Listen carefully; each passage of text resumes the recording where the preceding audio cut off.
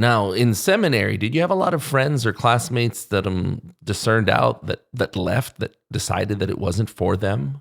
I did, and that was the first time I got an email. I was like, wait, what, people leave this thing? And they told me when I interviewed, it's usually about 50% will discern good, most of the time good discernments, and just praying through it. And okay, their call is to a different vocation, but they gave it a try. They listened and they sought what the Lord was asking, and so, yeah, it was a recognition that baseball trained me very well for that, because there were a lot of my teammates that I loved that got released as well. Oh, and or they retire, and you always have a new crop coming in each year with a different team, and so these guys got ordained, these guys discerned out. We got these new guys that got to integrate into our brotherhood, and so there were so many parallels between baseball and seminary living, especially the one being a recognition that being a coach prior to has allowed me to respect the decisions of formators a whole lot more than at times others, because I recognize that they are calling us to grow in a way that we don't even see, and it is painful at times. But as a coach, you're trying to bring the best out of your players, and so you're having them do things that they may think is just not, how's this going to help me?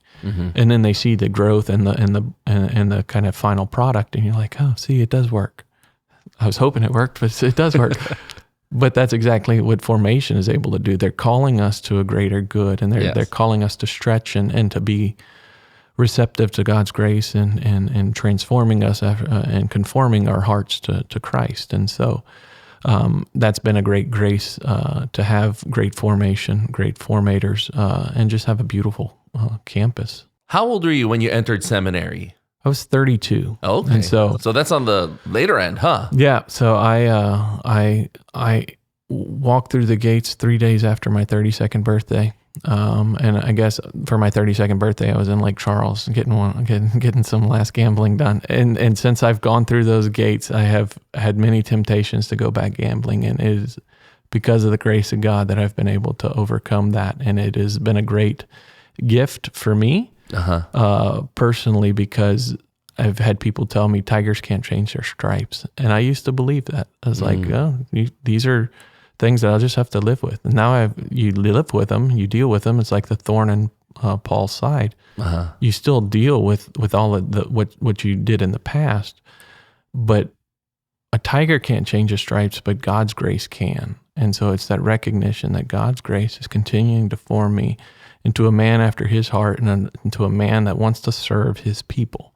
And so that's been a great gift. And I think it's also evident when I'm able to give my testimony is that it hasn't always come easy. There's been ups and downs, but there is a transformative power when you enter into God's love and truly give of yourself.